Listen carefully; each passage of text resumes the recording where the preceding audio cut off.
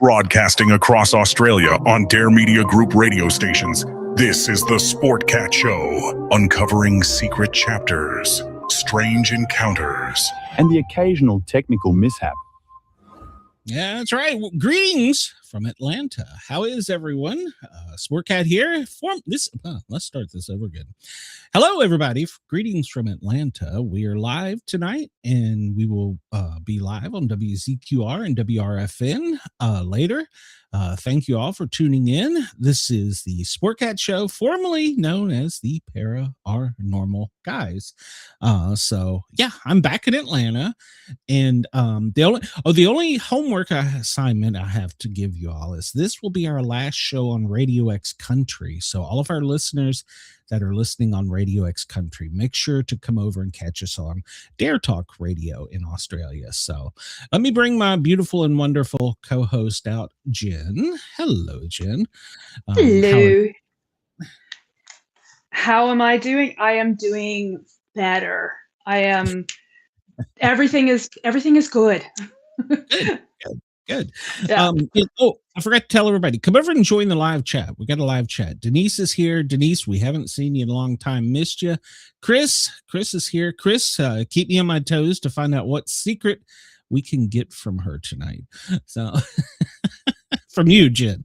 So yeah, I don't know whether to be flattered or scared that Chris is thinking about me when he's at the gym. Well, I'm gonna leave it alone. I'm gonna leave it alone. So, so everybody, we always have guests back if they're good to us and they like us. Sometimes they do. So in this case, Liisa likes us. You'll recognize her. She's a Finnish-Canadian author that's written several. She introduced me to the term cozy. I didn't know what that was before I met you. So hello, Liisa. How are you tonight?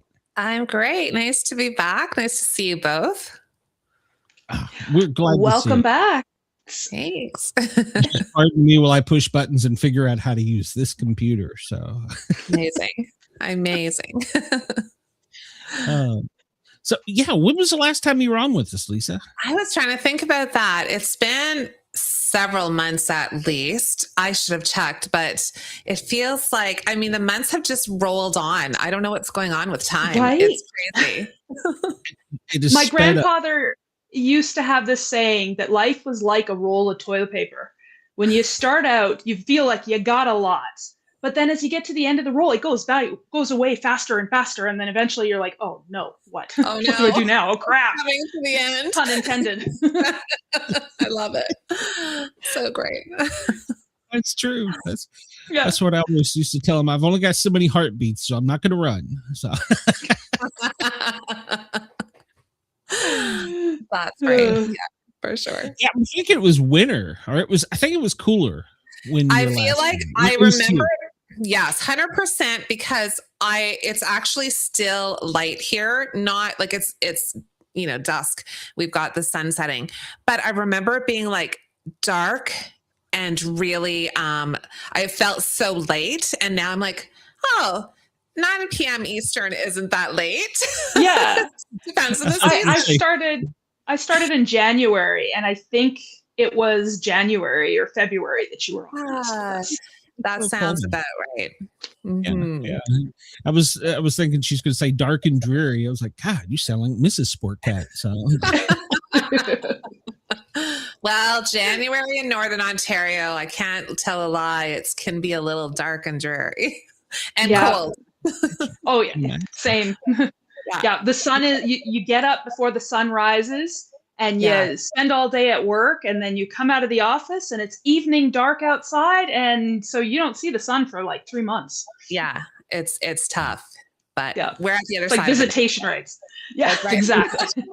If it's any consolation, our president's going to fix it, so we'll all have one time zone. I don't know what the hell time zone it'll be, but we're going to only have one. So. Well, you know what? Like, it's okay. You guys can all be Canadian. I'm okay with that. Welcome over. Okay. At this point, what the hell? I might take it. So I just thought about that. We're going to be on Trump Standard Time. That's what it's going to be. I don't know how you set your watch to that. That's going to be complicated. Yeah. You get about one watch from China, and that's the only one you can use. That's right. I think Russia does that, don't they? Where they have just one time zone. They take up like almost half of a hemisphere or third of a hemisphere, but they have one time zone. So it could be the middle of the night, but it's actually like in the afternoon in the one end. Yeah. I just don't even know. I have a hard enough time already with, the time zones and the just getting the regular, like, wake up and go to sleep times. Forget about it. I couldn't do it. Yeah. And some places, like I think in Arizona, the only reason I know this is I was trying to look up the time zone because I have, somebody I'm meeting in Arizona, and they're in Tempe, Arizona, which, as far as I know, is a different time zone from Phoenix, Arizona. So it's different. Maybe that's like right on the border or something. Maybe somewhere in Arizona they protested at some point in time, and they only changed time. Like, no, they don't change time. I'm sorry, they don't change it at all. So okay, maybe that was it. And it's weird. And I think that's what we're going to go to. So because they've got it, they figured it out before we did. So okay. I think there would be a lot of tired moms that'll be happy to not have to change the time. Yeah, 100%. That's very true. It is an issue, right? Like, and it messes us up, and I don't know, accident rates rise over those days, and heart attacks, strokes, all those things. Yeah, in the week. Yeah, I think it's like a week or two after the time changes. Yeah, not good. And if you work a 24-hour shift, you get 1 hour unpaid. But if you think about it, you know about that. If you think about it, if you're flying from eastern coast to the western coast, you're a time traveler. You're going back in time. Ooh, you are. It's very true. Yeah. It's real. I never was so confused in my life as when I worked on the Learjet, because I would start in Atlanta, go to Mobile, then to Boston, then to California, and then down to Arizona. And because the pilots can fly 12 hours, 10 hours, but we, as long as they roll the pilots, they can keep us going. And so I ended up one time somewhere down in the islands, and it was like the day before Christmas Eve, and I was like, what time is it? It's dark. Crazy. If I didn't have my cell phone, which connects to the internet, I wouldn't have any idea what time it is. And I don't even remember when the time zone changes are. I just set my alarm and I look at my clock. It's like, oh, it's earlier than I thought. Yeah, it's true. Back in the day, we had to go manually change all the clocks. And I know. And check for the, in Canada, it was the CBC radio. It would chime on the hour, so you would know it was. I remember that. Yeah. I remember that that's when you keep all the instruction manuals, and you felt like you were like disarming a bomb or something, trying to reset your clock. How hard can it be? I think ours was NBC radio. It would do it top of the hour, ding, ding, ding. I think that's NBC. Yeah. So the tone that they play is ingrained in our skulls. That's right.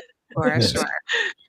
Yeah, it's funny we talk about that. I actually just read story about time, and if you watch my daytime show, we always every day lose and gain time. It's the weirdest thing, but they just invented a nuclear powered quantum timepiece, and it is now going to be the standard for the US. And I'm like, that just scares the hell out of me. It's nuclear powered. It'll never go off. It's quantum. We don't even know what that is yet. That's a scary idea. I mean, can you imagine how expensive a watch would be? No kidding, right? But it's great. It's great fodder for sci-fi fiction, right? Like, you can just like click, and off you're gone to some other dimension or some other planet. Great. Iron Man. Yeah, wouldn't that be nice? Well, Liisa, I love having you here, but I don't want to take up all of your time just BSing, because I know you have got some exciting projects going on. So tell us about them. I mean, for sure. I'll be about me. I know. It's just about Jen. Yeah. There's so much going on right now that I have to, every day I'm like, okay, what am I supposed to be working on today? Because the list is so long. But so as you know, I think we've talked about this before. I have a cozy mystery series called the Hookah House Cozy Mystery Series. Book 1 and 2 are out. Book 3 is coming out in August. And I'm madly starting to plan book 4. So that's been really, really fun. So that's kind of the, most top of mind thing that's going on. But I do have some other projects underway and some other, another historical novel that I'm planning to put out, hopefully before Christmas, but we'll see. So lots happening. It's just been a crazy writing life lately, but it's fun. Yeah. Do you write more than one book at a time? In other words, you're writing book A and then you just do book B as well? Yes. Yes. I'm one of those crazy people who it kind of works for me. I don't know that it would work for everyone's brain, but I like having one that I'm planning, one that I'm working on, and one that I'm in a revision stage. That works for me because I can move from one to the other. And sometimes one will take over. Like if I have a deadline and edits have to happen, I'm focused on that. And if right now my book is with the editor, so I kind of have a break from it for a bit. So I'm kind of diving deeper into other things. So it depends on what's going on at any given time. But I like to be able to pivot because there's no point at where I'm like, oh, I'm stuck, or I don't get writer's block. I don't have time. I just go to if that something's not working here, I'm just going to pivot to this other project for a while, and then I can move back. Jen, do you work on more than one project at a time? I was totally agreeing with the whole, once your book is done and it's at the editors, you have a break. And that's usually when I start my next one. Yes. And I'll work on that, work mad. And then I'll get the email back from my editor. Oh, that's going away. Now I'm focused on this. And then once that's done, I can continue on. But I do have a couple that I'm planning, but I'm very linear. So I don't feel like I can do more than one project. I only have so many hours in the day, and kids kind of steal a lot of that. So. That's right. I'm fortunate. My kids are older. Like they're out of the house. Well, one's home now, but they're both graduated from university. They're doing their things. So that changes your life, right? When your kids are like, you're an empty nester, essentially. Your time becomes your own in a little bit different way than when you have kids around. So I mean, I didn't quite do this many projects at a time when I had young kids because I was working full time and writing. So I was more focused on one project at a time. But now I'm like, it feels like I'm all over the place, but it's structured. I feel like I'm moving everything forward. Do you struggle when you're in the editing phase and at some point we're all in the editing phase, and then you send that to the editor, or you get something back and then you send it back. Do you struggle going back to creative mode and not editing as you're writing the new projects? No, I think it's because I've been doing this sort of many projects going at the same time that I don't my day is not really structured per se, but like I'll spend some time editing and then I'll spend some time writing and I'll spend some time, imagining the next story and maybe writing ideas down. So I'm constantly going back and forth. So it doesn't stall me out when that happens. I know what you mean, but yeah, for sure. That's a very big possibility, especially if you're working on kind of the one project and then it's like, oh, can't even. Yes. And I mean, like I don't know about you, but sometimes, so I really almost wish that I had other projects that I could do at the same time, because I got stuck on this chapter and it's taken me a week and a half to finish it.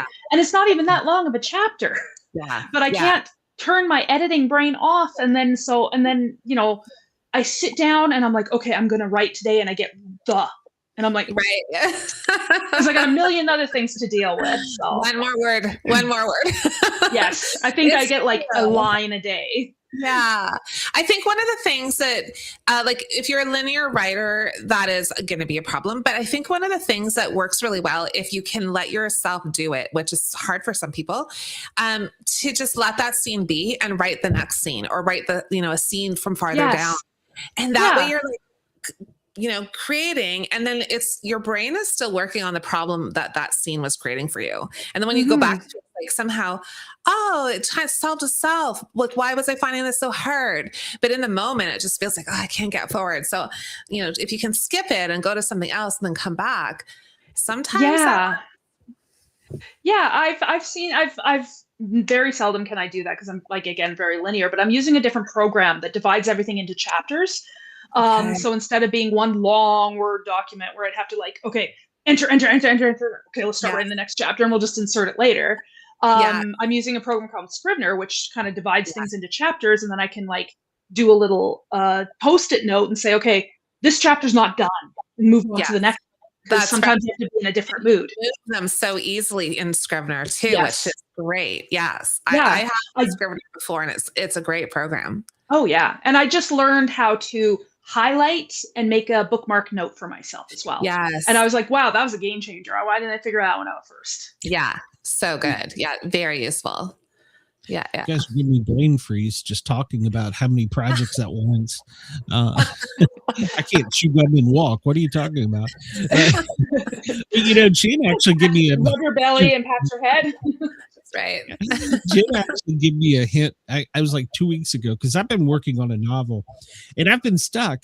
And she's like, well, just go to another chapter. I'm like, well, I haven't wrote one. Because I was thinking you had to start at A and end at Z, but I didn't know I could jump around and go do. Well, I think you were also saying you also had the question too about like you're not sure how much detail to put into things, and I think that's what some people struggle with. Yeah. And I was told by an editor that it's easier to take things out than it is to put something in. So put in that stuff. Write what you feel. They'll just take it out if it's unnecessary. Yeah, 100%. That's what they're paid for. Yeah, I mean, there's two kind of thoughts there. Like overwriting, like some people just write so much, they overwrite it, and then you can scale back and remove, change, delete it, whatever you're going to do. Yes. And some people do like the first pass is really, really bare bones, and then the next pass is like, okay, I'm inserting a dialogue. The next pass is I'm inserting a description, like whatever order. I don't write like that, but for some people, that layering part works really well because that first draft can be as terrible as you want it to be. It doesn't matter. Like that first draft, just get it out and then you can play with it. And the first chapter you write is probably not going to be your first chapter anyway. It's likely going to you might delete it, you might move it, you'll start the story somewhere else. So I just say like for that first draft, just go for it. And everything's going to change. It's all good. Yeah. I know it is a difficult thing though for those linear writers because you're like, okay, I can't start B until I'm done A. Yes. And I'm not sure where A is going. Now I can't do anything. Yeah. You kind of almost freeze up. Yeah, for sure. Yes. Do you outline? I used to. I am sort of a hybrid pantser, plotter hybrid. So I used to do everything like seat of the pants. I knew where to start and middle. That's all. That's all I knew. The rest was filler. And as time's gone on and I've discovered Scrivener, and there's a lot more details now as I go deeper into my series that I'm making sticky notes to myself. Okay, this chapter is about this character, and this is what they're doing. And then I give myself room to fill it in. Smart. Yeah. I like that a lot. I've done all the things too. I've pantsed it right from the beginning to the end. I've plotted, I've done detailed plots, I've done sketchy little plots. But I'm finding depending on the project too, right? Like for Cozy Mysteries, I personally like to know exactly how it's going to end and where I'm headed. And then I can pants throughout it. But basically I know the main points and where I'm headed. So I feel good when I do that. Other people don't like to know how it's going to end and they'll just keep writing and to figure it out for themselves. And then they have to go fix everything. But for me, I like to know, and then I can see all the things in as I'm writing. And that's really, really fun for me. So, but I find like planning really creative. Like some people find it like a little bit daunting and I'm like, no, it's so fun. Like everything. It's almost like you get to it's almost like that's your rough draft when you're plotting it. So I'll grab my book and I'll make a note. Okay, this chapter, this is what's happening. And then here's the major points. Oh, I feel like I'm getting into the story. And it almost feels like when you really start writing it, you already know where it's going. Yeah, I love that. I did have a question. I'm sorry, Glenn. I am monopolizing the questions. I did have a question because I am not I've tried writing mysteries. I'm not against them. It's just I struggle with them, so it's not something I read a lot either. Maybe if I read more of them, then it would be different. But I always wondered if mystery writers figure out the ending first and work backwards, inserting the things. Kind of like when I'm doing like those maze puzzles. I can't go from the beginning to the end. I have to go backwards from the end to the beginning. Yeah. It's weird that way. Well, I think it's probably different for everybody, but for me, so I know my characters, I know my town, and basically because the place is like Hookah House, which is an event center that has like a sort of a B&B, like a small place. So that allows me to bring new characters in all the time because there's a new event happening and new people coming, and because those are going to be your central characters for the mystery. So I often will figure out who those people are that are coming and why they're coming to this place, and then who's going to die. And then I start thinking, okay, why who could be responsible for that? So then I have a cast of characters who could be suspects. And then I start to work out from there. Okay, well, this, and okay, that person actually has the best reason for killing him or her. And then I work it out. So I do work with the kind of the dead body first. Let's start with the dead person and then figure out why, what happened to get them to that place. So I know there are lots of mystery writers who don't do that at all. Like they will write the whole story to find out why. And I want to know beforehand. So I think it just depends on people's comfort level maybe, or for me, I like the plot. So for me, it's fine. Like I can weave in, it's like a spider web. Like you're weaving in all the characters, making all kinds of people look like they could be guilty, and they could be, and they have a legitimate reason, but also it's not them. So it's like diverting their attention away. So I find that really a fun process. It's kind of like we were talking about superheroes earlier. It's kind of like Spider-Man when you said that. Okay, there's Bob. He's dead now. So I get it. I kind of like that. I don't know that I could write that way. Well, hell, I don't know that I can write. So I'm still learning. I feel like you can, and you will. You just put your head to it. Yeah, and like I said, I'm still in that. Gosh, I'm still in the baby stroller as far as that goes. Okay, you're working on it. That's what I always tell people too. Is they're like, oh, it just seems so daunting, and I was like, all you need to do is write a sentence a day, and you're still making progress. Yes, that's right. And it just it seems so simple, but it's just not something that people think about. Yeah, it's true. Yeah, it's a really good point. I messaged Jen one afternoon. I'm like, does it matter that I don't even think I'm writing the same book I started with? It grows. It's like a plant. You don't know which way those branches are going to go. That's very true. And I often have writers who I work with who think they're going to write this kind of book, and then as they're writing realize, oh, it's not actually historical fiction. It's actually like a Regency romance, or it's something else. Because you have this vision in your head, but when you start writing, it kind of takes a life of its own and becomes a whole other thing. And then you lean into that. Just go for it. Great. It's like, I mean, you got. I think it's really good to figure that out early on so that you can, readers have expectations about what kind of book they're going to pick up. So you don't want to be a mishmash of all the things. But if you're just experimenting at the beginning, for sure, just let it go and see where it's going to head. And then you can make decisions based on that later. Yeah. Well, I mean, if I look back at my series that I have now, the rough draft for my first book, the series was completely different than what I have out there now. So yeah, absolutely. I started out writing. I decided I wanted to write a mystery a few years back, and as I started writing it, I realized, oh, this is historical fiction. It's more literary fiction than mystery. But then I leaned into the fact that I had this mystery idea, but I thought, okay, let it be historical fiction, let it be literary, but it has a mystery embedded in it. And that book is out in the world and it's doing great. And, but I had to trust that it was okay to allow it to be that thing. Like it wasn't a traditional mystery. Okay, it's a historical mystery. It's got a different tone, a different pace. It's not what I intended to initially write, but I ended up being really happy with it. So I don't know. I think we have to trust our instincts a little too. Yeah. I like that. Now, in your, you were talking about happens in Airbnb. Is that right? Yeah, it's so I was in Niagara on the Lake. So I don't know if you've been there, but it's this great little town. And I was driving with a friend. We were at a writing retreat actually, and we saw this gorgeous old house. I think it was built in 1886. And it was so beautiful and was on sale. And it was just in my head, I immediately thought, wouldn't that be a great place to have like guest stay, and then you could have events and small weddings and book clubs and poetry readings and just whatever, you know? And so as I was driving home from this retreat, the whole, like the series just downloaded.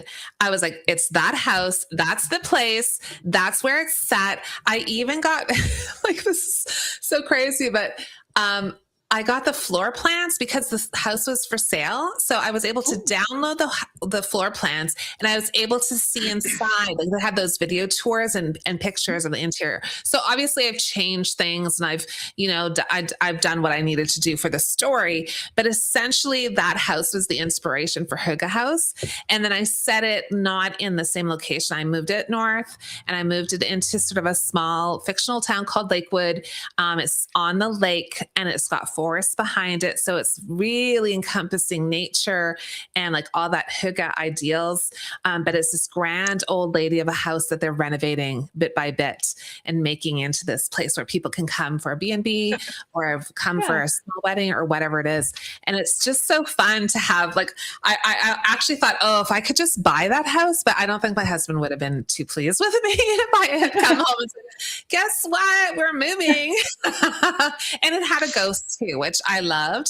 So I have a ghost in this house because I'm like, you can't have a grand old house without a ghost. So I borrowed her for this series. Nice. I have 2 questions. Yeah.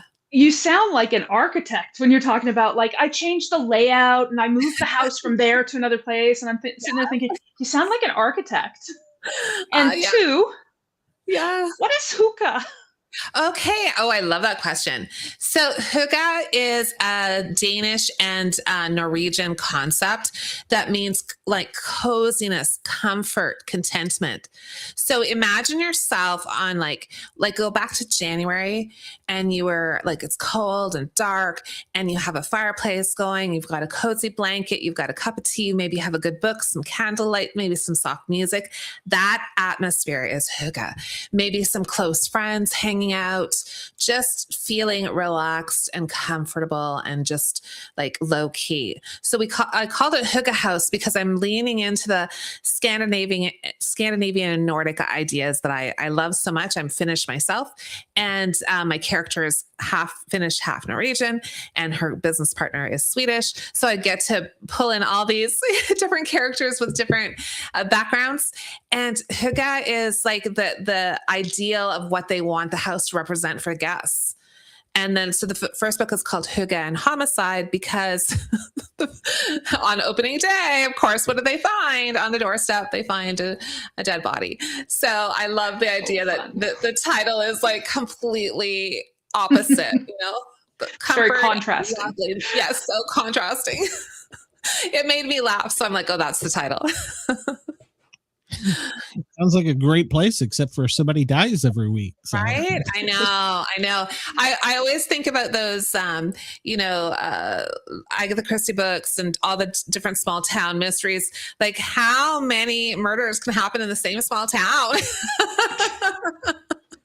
Like, really? Yeah, but those, when they happen in a smaller town, they're big news. Yes, that's very true. Yeah, 100%. Big news, and affects everybody, and everyone knows somebody, and everyone's small business is in jeopardy if tourists aren't going to come. And, so there's a ripple effect through the community. So very nosy neighbors. Oh, I know, right? Exactly. Yeah. Yeah, the small town atmosphere. When I first moved to East Tennessee, and they were like, "Oh, everybody's really, they will come over and they'll give you fruit and vegetables and stuff." Yeah. And I was like, "Oh, that's so cool." And then after a while, I started thinking, they're just nosy. They're just nosy. Yeah. They're peeking. They're doing like the what is it? That guy from Home Improvement, was it? From Allison and Peeking over the fence. That's right. I'll remember his name at like 2 a.m. and then I'll be Of like, course. let's jump back on.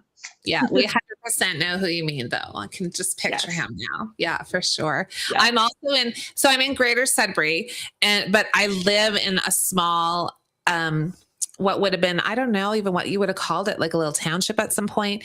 But now it's part of Greater Sudbury, and it's very small. And like, I don't know everyone's name because we've only been here for, well, I shouldn't say only, about 8 years, but like, I know my immediate people, but anyone who has an animal, anyone who walks their dog, well, you know the dog's name. Like, that's the first how you connect with the neighbors is if they have a dog. It's like, I know your dog. Yes, I know where you live and where your dog lives and what time you go for your walk. I feel, when I used to do x-rays, that was the same thing. It's like, oh, well, hello, I can't remember you. And then I do their x-ray and it was like, I know you now. I do now. I recognize that fracture. That's right. It's true. Mrs. Sportcat did that. There was this guy, he lived down on the lake. We're 2 streets off the lake. And he would walk his dog, and she knew his dog's name. She'd give him treats. And she was always telling me about this huge, big dog. And so I happened to be here one day when they saw him walking down the street, and she was talking to him. And I'm going, do you not know who that is? He's a professional football player that gets paid millions of dollars, and you're talking to his dog. I love that. And here I'm like, hi. He probably enjoyed that. It's like I'm being treated like a normal human now. That's I mean, my dog's getting all the attention. That's okay. Yeah, he's probably thrilled with that, right? It just fits right into the neighborhood. No one's like phased by his fame. Yes. That's so great. The dog. For me, I was like, hi, I'm Glenn. Were you feeling a little speechless? I was like, he's cool. Yeah, that's nice dog. Yeah. Okay. Hi. Oh, great. Little starstruck. So, I was going to say, Liisa, were you always a writer? I mean, you were a teacher in a past life, weren't you? Yeah. I've been writing since I was little. Like, I was telling stories when I was a little kid, and I was drawing and telling stories to myself, and, as one does, and writing poetry as a preteen and all the things. So I've always been a writer in some form or other, but then I went to teachers college and became a teacher, and I taught English and creative writing at high school. And, like we were talking about earlier, I had kids, and I had work, and I had all these activities. And so I didn't focus on it really until I was 40. And that's when my mom called me and said, hey, somebody wants to write your father's story. And I said, oh, okay. And she said, well, I told them I'm going to, my daughter's going to do that. And so I thought, okay, here we go. I knew my dad had a story to tell, and I had always thought I wanted to write it, but we didn't do it. We were just doing the things. So he was ready and I was ready. And so at 40 is when I really, really started to focus in on writing, and went to unstudied creative writing at university. And, that sort of just changed the trajectory of my life, because I always wanted to write, but this is the moment where it was like, okay, we're doing it. And so I can, really thank him for that, because that book was like the most important book I'll ever write in my life. And he gave me that gift, and we have his story for the grandchildren and the great grandchildren. So I think that was amazing. But now I'm writing fiction, because that's kind of what I leaned into after writing that nonfiction piece, and still writing about Finnish people and Norwegians and Scandinavians and all the things in historical fiction and in the cozies. So, but he inspired it. So, yeah. And somewhere along the way, you became a writing coach as well. Yeah. So I left teaching in 2022. I'd been a teacher for 28 years. post-COVID, that, that whole time period teaching online was brutal. Got back in the classroom, had a really lovely time with great kids and just a really nice year. And at the end of that year, I'm like, okay, I'm good now. I'm done. And I left. So I left 5 years before I was supposed to retire. My husband wasn't so sure about it. It was a little, he's like, what about your pension? I'm like, I don't care. And I left teaching, I knew I was going to write, but I knew I wanted to work. I just wanted to do something else. And then I came across a program called Author Accelerator that trains book coaches. And I enrolled in that immediately. Like I had a friend actually who'd done the program. I didn't know that she'd done it. I'm like, is this for real? And she's like, yeah, it's great. And so I felt, okay, I'm going to go do this program. And it was so wonderful. And even though I taught English, even though I taught creative writing, even though I'd been, I wrote my dad's book and I'd written something else, I still learned so much from doing that work. So now I work with writers. And so my whole career now is all about the things I love to do, like writing and helping other writers and all book related things. It's so fun. Like who knew you could have fun with your career? I liked teaching in many ways, but completely different, right? Like it's a whole other time in my life.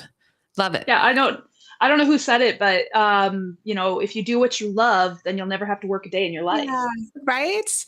Yeah, it's kind of like that, and it's not to say that it's easy, because anyone who's self-employed understands it's challenging. It's kind of a hustle. There's a zillion things to do, but my brain likes activity. It likes to keep things and organize and plan. And I liked that as a teacher too. I liked having lots of students and marking. Well, I didn't love the marking part, let's be honest, but planning different classes, activities, and every day was different. So that is still happening in a different way. And I still get to lean into my love of teaching, but I'm working usually with a small group or individuals, and they're adults. So great. So nice. Did you have a hard time doing the research for some of these things? Or I know as an English teacher, it might be hard to switch gears to historical stuff. Do you find that to be a problem? No, because I actually studied history in university as well, and I love history. So I already had that sort of love of, learning and reading about the past and knowing how to, find information. So it was kind of a nice combination, English and history together. And then when I taught at high school, I was just teaching English, but I still loved history and still read a ton. So yeah, the historical research can be daunting, and it's, those historical novels take years and years to write because of the research involved. But I love the research so much that I don't know, I love it. In fact, I have to remind myself, no, you got to stop researching. You got to start writing, because you just kind of go down these cool rabbit holes that will never end up in the book, but they're so neat. I want to know more. So for me, it's a pleasure when I'm writing historical. But the cozies are fun too, because I don't have to do as much research, and that's fun too. And you can kind of get to the heart of the story really quickly. So it's just kind of different genres. I'm sort of interested in writing lots of different things because there's something lovely about each of them. So would you say it's the research or the writing, the rough draft or the editing? What's your favorite part of writing? Oh, that's such a hard question. I guess I can say my least favorite part is the first draft. I think a first draft is so hard. It's so I always try to just rush through a first draft, get it down. Because I like playing with it, but I love researching. I love planning. I like the plotting process is great. Revision is great. Editing is great. That first draft, that blank page, ooh, it can be a killer. So I think get it down, play with it. Then that part when I can revise and change and add and nothing's set in stone, that's a lot of freedom there. I love it.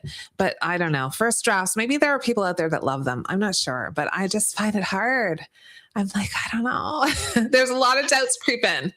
Yeah, I kind of like the first drafts because then I'm on that adventure and I haven't seen the end. if I don't plot it out first. Yes. But it's like, okay, this is the roller coaster. I'm on this ride and I don't know where it's going. But then when you get to the editing phase, you already know where it's done. You've read it over 1,000,000 times, and then you feel like you're just nitpicking words, and that's grueling for me. Yeah, that can be near the end when you've been over and over and over it. That can get hard to just like, you're not actually changing. It's not really getting better. All you're doing is being like nitpicky about words, and no one's going to notice. You're the only one. Like, that's when you're like, okay, it's somebody else's turn now. Oh yeah. You kind of go cross-eyed after a while, just looking at it. I mean, that's what editors are for. That's why we have editors, so they can see it with fresh eyes and the things we can't see anymore on our own. Yeah, absolutely. Yeah. So, I mean, I kind of love all the parts of the process, I guess, just the first. They have their ups and downs. I think all of them do. Yes. Agreed. Yeah. And I think different projects bring different challenges, like for sometimes something will just like the whole Hookah house idea came to me like on the drive from Niagara-on-the-Lake to Sudbury, which is maybe 6 hours.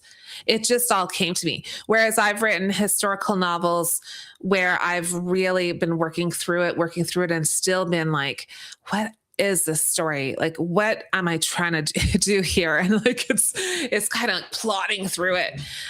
So I think every project is presenting its own challenges, I guess. Yeah. Is that first blank page the scariest, most terrifying one? Oh, yes. I love how quickly you answered that. Oh, yes. And every page is terrifying, but that first page where you know what you need to do, you have to write those words now. Yeah. Yeah, I totally agree with you. It's like such a blank, and it's just like waiting for you to write something. And like you'll write that first phrase and then you're like, no. And you'll write you're like, no, delete. And you're like, it's almost like you almost have to skip the first couple pages and just start writing something else, because it's like you can get frozen there. If you're not. Yeah. It's almost like it's taunting you. It's like, you know what you need to do, but you just don't want to get started. You just want to cut to the chase. That's write right. those action scenes. That's all. That's right. Absolutely. Yeah. It's so funny. I can imagine if there was a voice in the computer taunting you, it would be like, you think you can do this again, eh? Yes. Well, I don't know about you, but I have to, like, when I start a new chapter and each chapter is its own separate document, I have to set the format, and that first line has to be not indented. That first paragraph is not indented. So I almost have to, like, I can't even get started until I write 2 paragraphs, which is silly because then aren't you starting? So I'll just write a bunch of gibberish and then enter gibberish. And then set the format. You can go and start filling it in. Yeah. No, I'm exactly like you. It has to be formatted correctly right from the top. And I know even a lot of my writers, they'll be like, they don't really even, I teach them how to format it properly, but they'll be like, oh, I'll just do this. And it doesn't faze them. But my brain wants it to be like, not indented first paragraph and like the page break and all the things, double space, 12-point font, like all the things. I think, is it just me? No, but it's me and Jen. Yeah. It's just kind of like you're running a race and somebody's thrown a shoe on the track. That's right. You just stumble. Yeah, or a stick or a rock or that's right. Yeah. I love it. When you're staring at that first blank page, have you ever thought, this is the time I'm going to write a science fiction or a Western or something different? Well, I have this little idea that someday I'm going to write sci-fi, but I'm going to make it like Nordic inspired. Right? Ooh. Why wouldn't you do that? I like it.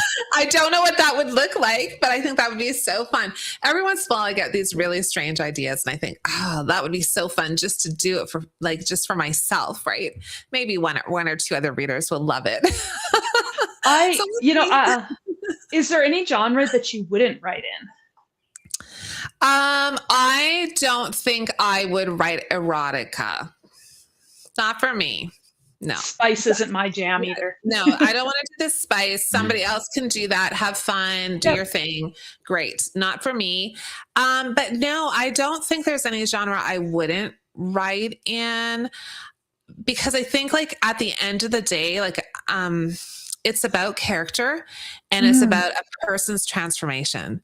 So you can put them in space, or you can put them in the countryside, or you can put them in the past or the future, but it's about human beings and how they change and become somebody else, like a better version of themselves, right? So like I feel like story is story, whether wherever it's set, whether they're a cowboy or they're an astronaut or they're, you know, a businesswoman or whatever. Like it's those internal feelings that connect us all. So yeah, I kind of think any genre really. Like right now, I love my historical, I love my cozies. Playing with some ideas for the future. We'll see where those head. But like you said earlier, there's only so many hours in the day. Yeah, Sometimes I have to focus. Well, Liisa, one of the things we ask every guest is about your spooky story. Now, you've already hinted that you had a ghost in your Airbnb. So what spooky stories inspired that, or have you got a spooky story? Yeah. So the ghost that's in the house that the book is based on, her name is Fanny Rowley. So she has an interesting backstory. But what's happened in my own house is I have a kitchen with pot lights. And so, you know, they're all fine. Like there's no problems. But you know, when a light is the bulb is starting to die out, it starts to flicker and you're like, oh, you know, it could be, you know, I think there's a problem.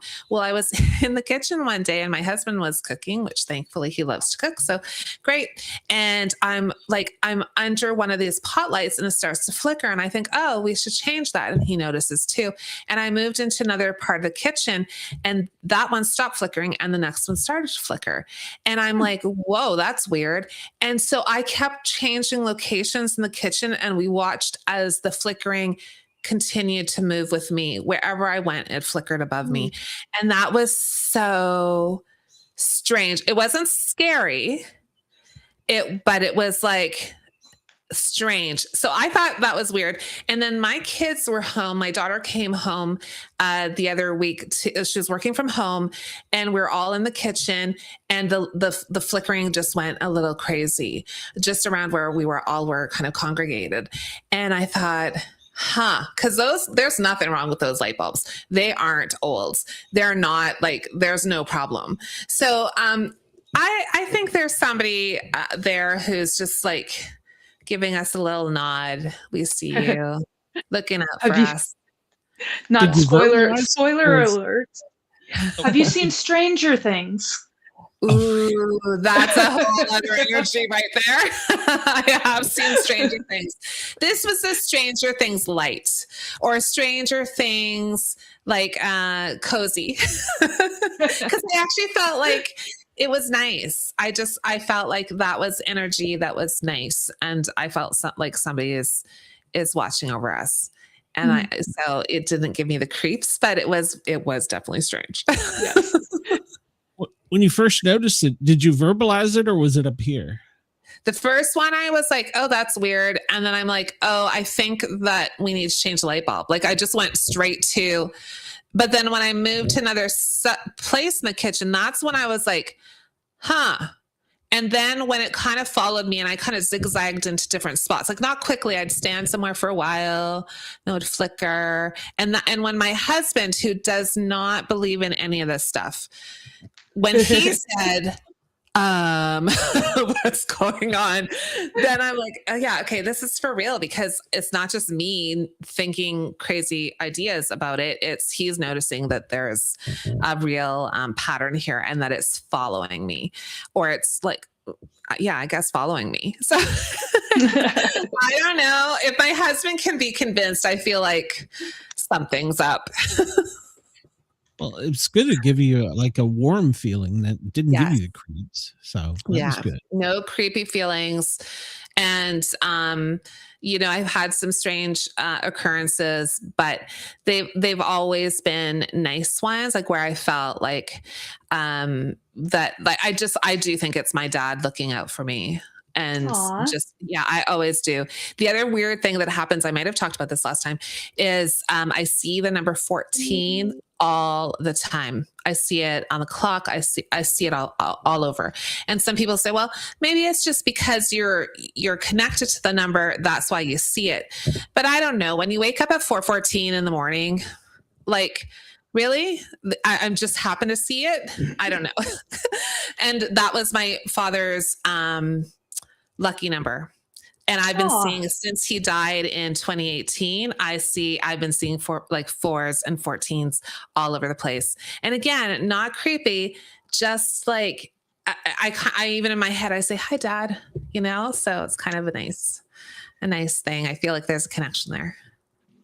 Lisa, where can anybody get your stuff? And remember, we have fans in Australia right now. We're live there. Yeah. Get your stuff. Where can they get your stuff? Yeah, so absolutely. You can go to lisabacoach.com, all kinds of information about me and all the social media links. And the Hookah House Cozy Mystery Series is available on Amazon for sure, and in Australia for sure. And shout out to the Australians, because my husband's family is from Perth, Australia, and my niece is currently in Sydney. And so we have lots of connections in Australia. So I've traveled there lots, and it's been such a beautiful country. I can't wait to go back. Oh, cool.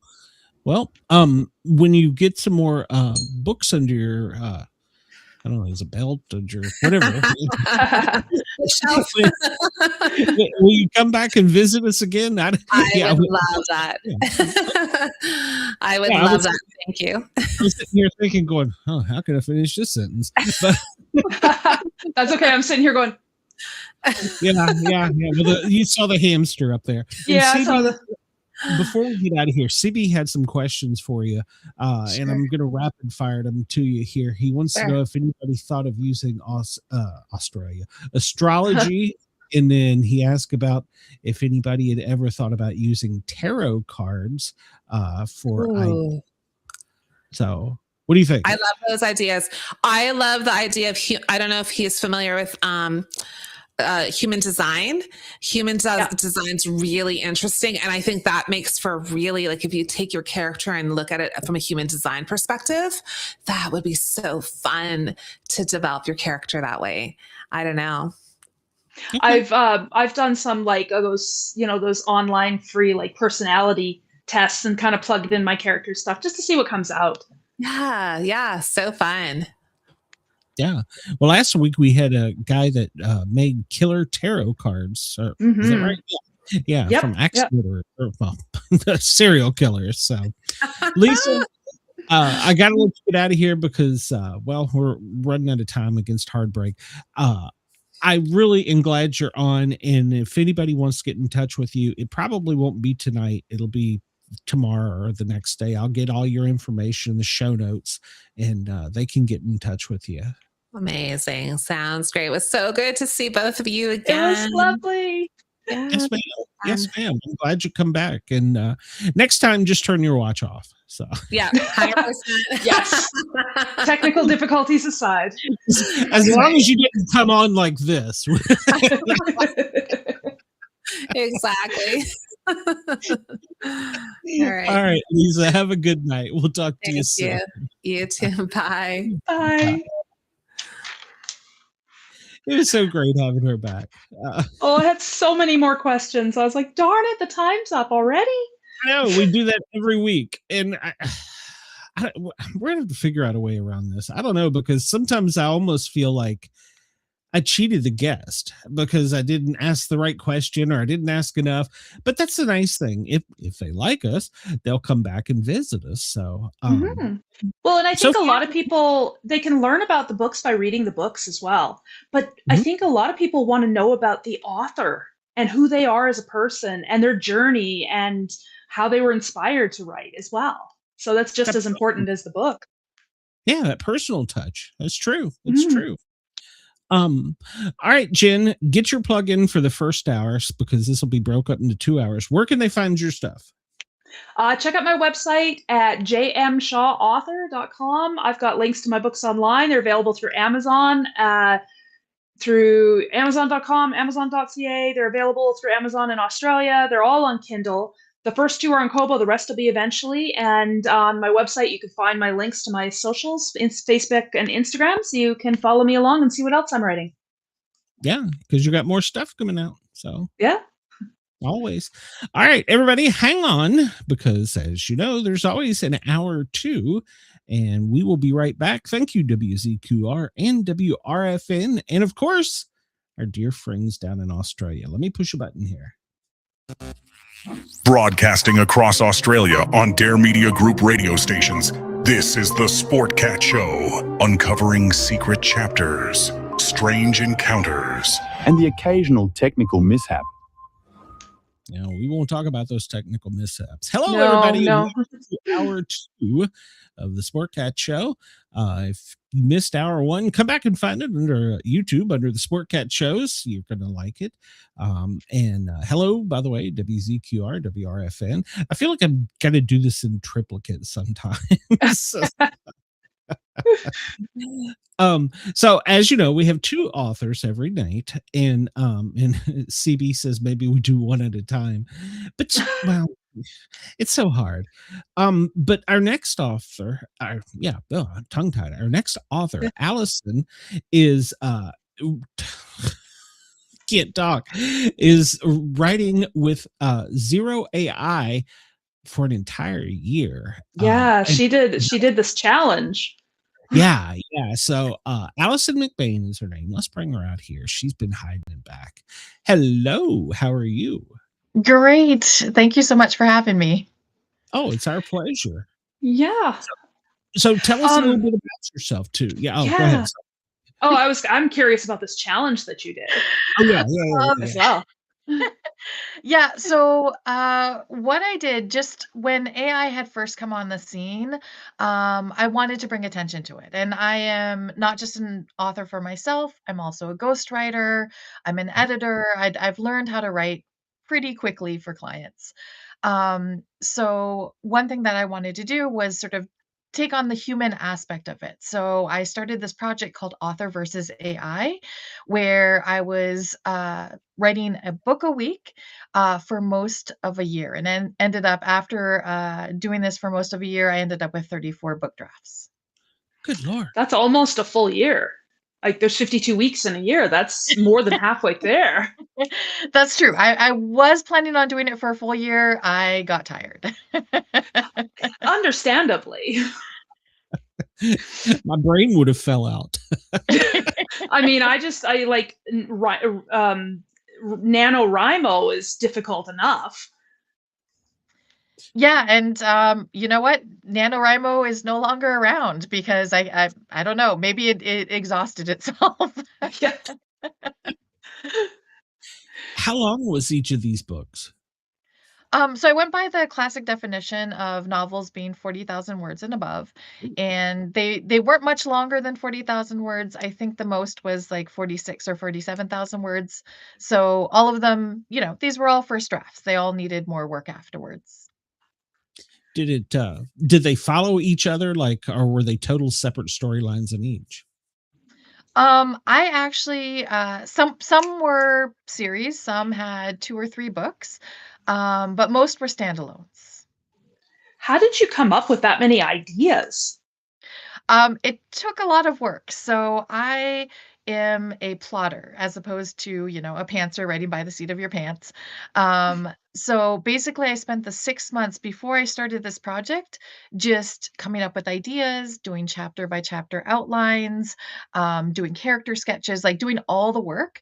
So basically I could just sit down every Monday and just get started writing and have my roadmap in front of me to, finish the book. That seems like such detailed oriented work. So you like planned for this the year before. Yeah. Definitely. Yeah. It took Wow. from when I conceived of it, it wasn't a solo project to conceive of. Basically, I was talking to a friend of mine and about my ghostwriting, because I would write for clients a lot. Sometimes I had 2 or 3 clients that I was ghostwriting for at a time. And so I was writing 40, 50,000 words a week for clients. And he's an editor and author himself. And he was like, well, why aren't you doing that for yourself? You have books published, you have other things published. Why aren't you doing it for yourself? I was like, that's a really good point. So for those who are listening or watching, can you explain to us what ghostwriting is? Definitely. Yeah. Ghostwriting is basically an author, for whatever reason, can't write a book generally that they're contracted for by a publisher. So either the author or the publisher will reach out to an author who's a ghostwriter and ask them to either complete the book, sometimes write it from scratch, sometimes help them flesh out a book or fix problems that are in it that they can't fix themselves. So normally it's a partnership between authors. The ghostwriter just generally doesn't get credit. They get paid, but they don't get credit on the cover. It almost sounds like a developmental editor. Actually, the funny thing is that's sort of how it came about for me. I'm an editor, and one time I was working with a client and I delivered edits to the client, and they said, these are great. I don't think I can implement them. This is too much work. So they asked me to sort of step in and help them complete the edits. And I never back away from a challenge. So I said yes. And that's sort of how I started on the ghostwriting path. It's not really, you don't, from when you're young and you want to be a writer, you don't say, oh, but I want to be a ghostwriter too. It's just sort of something that you fall into sometimes, I guess. Is it difficult to write in somebody else's voice? Mostly it's fun. I don't take projects because, I do a lot of editing. That is the main thing that I do.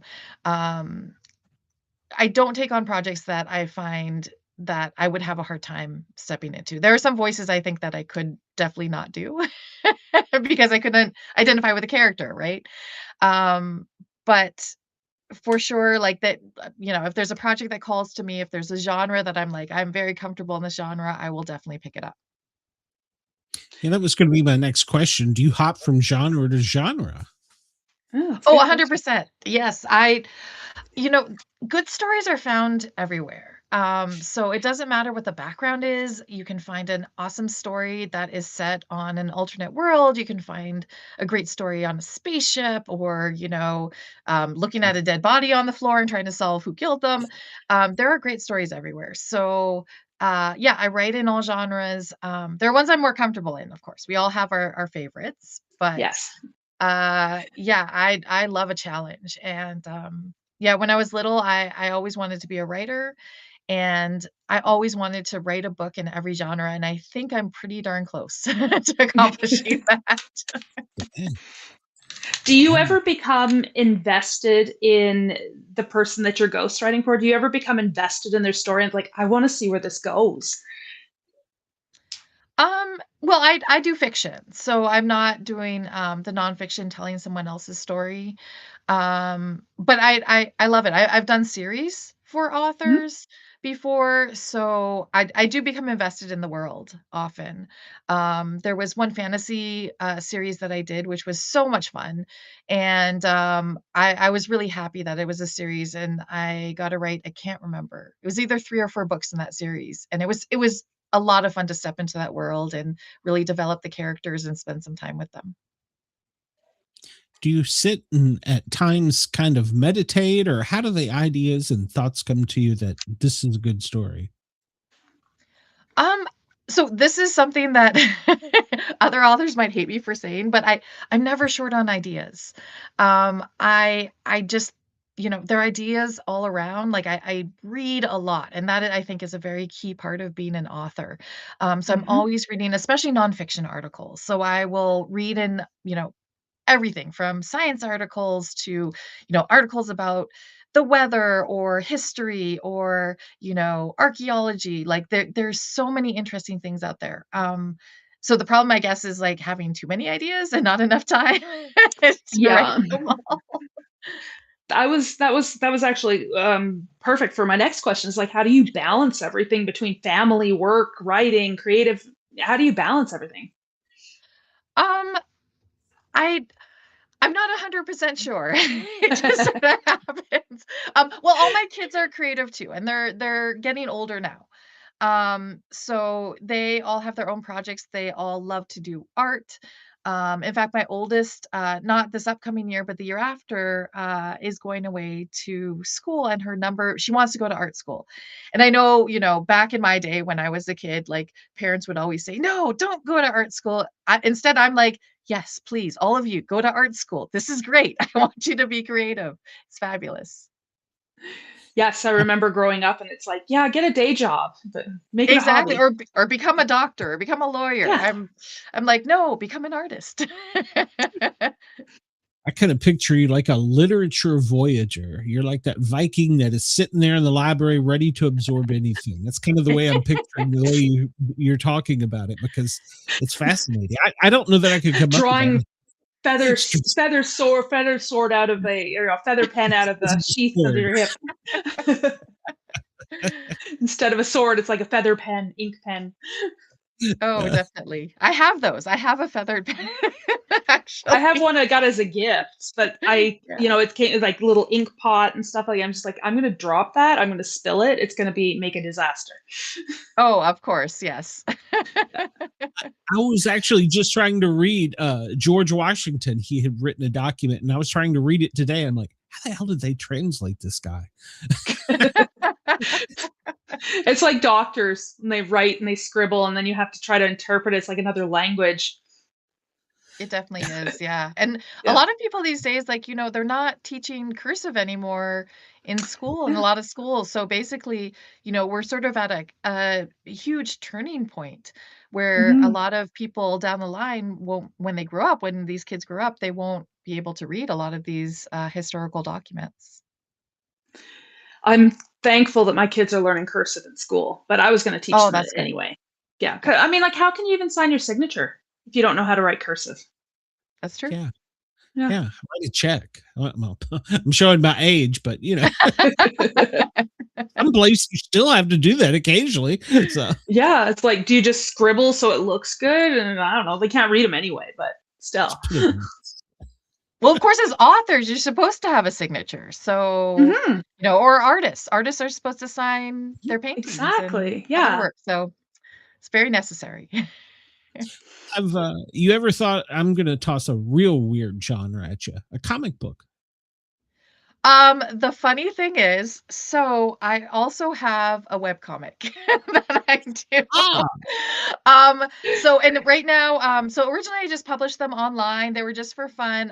As a parent, your kids can get up into all sorts of crazy things, and you can either laugh or you can cry. And I prefer to laugh. I find your life wrinkles hilarious. Yeah.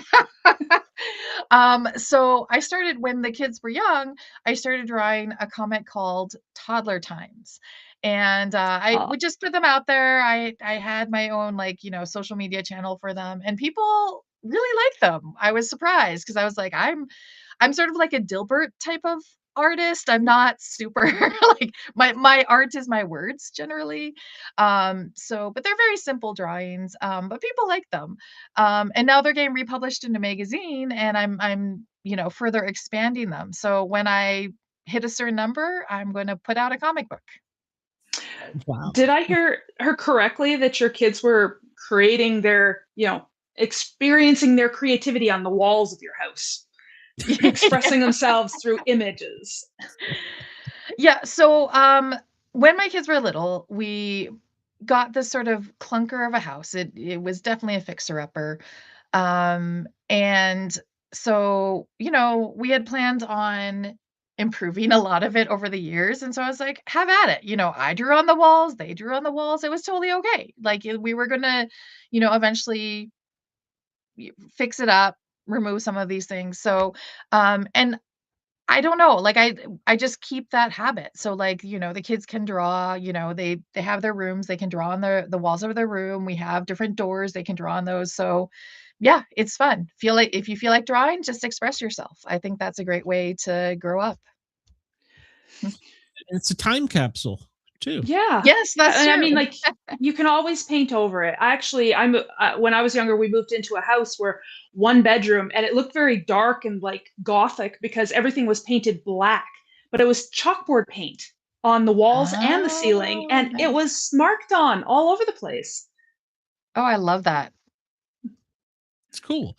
Yeah, Yeah. we tried to do that to a EMS room. We painted it completely black, and then they came and give us glow in the dark neon paint and said, "Nope, can't do it. Give us some color." So it was the girls' room. So they dipped their feet and they ran them up the wall. It was their room. Oh, that's fun. That's cute.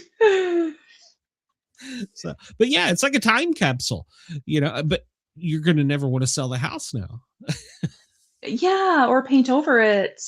Yeah. Yeah. Well, this was a house way back when the kids were little, and we've since moved, so we did have to paint over some of it for sure. Did you take So- pictures just to kind of Oh, yes, yes. Some of the Okay. pictures are on my website. nice? You should wallpaper over them. So in years from now, when they pull it out and go, "Oh, it's a Rembrandt." Oh, I love that. Oh, next time. Next Yeah. time I will do that. Yes. I like it. Well, it that's hides exactly things. yeah, that's exactly why I've never deleted any stories that I've ever written because I may go back to them and look at them and see how far I've come. And maybe notes will be worth something. You never know. That's true. Yeah. Yeah. And so, all right. So you're sending them to art school. So they're going to draw the comic book and you're going to write it. If you were a superhero, what superhero would you be? Ooh. And Oh. I already know you're going to be something really smart, like the brain. So. I don't know. I haven't thought about that. Is there like a superhero that doesn't sleep? Because I don't sleep that much. This is how I can accomplish a lot of stuff. Let's make a superhero that doesn't sleep. I'm gonna They never say, have to like, sleep. Caffeine girl.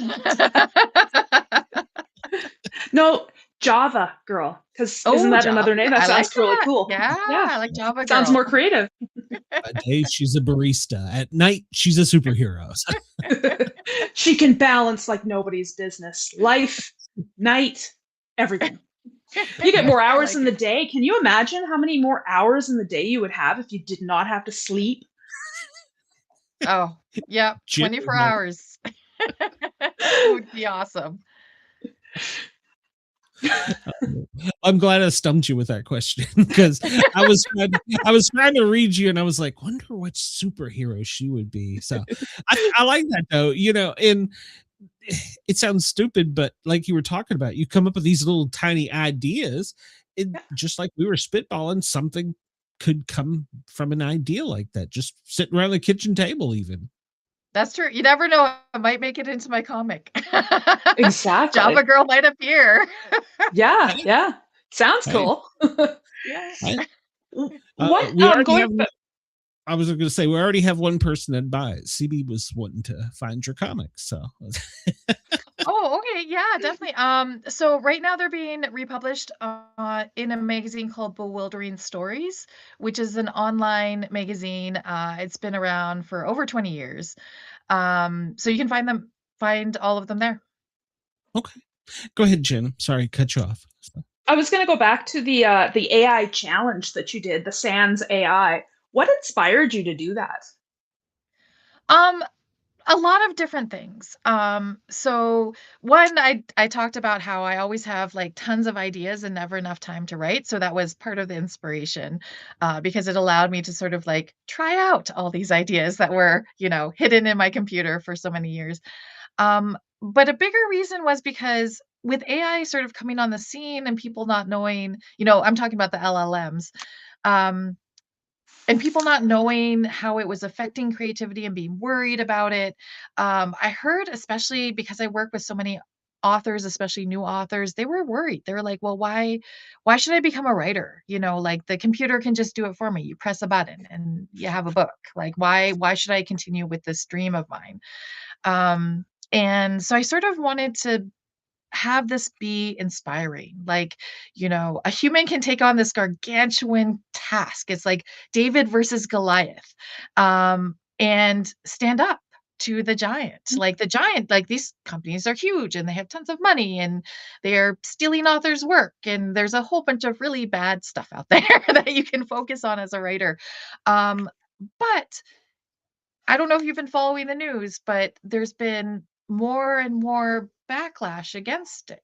There's been more and more people who want authors and artists to be compensated. And little by little, I feel like a lot of creators are regaining ground.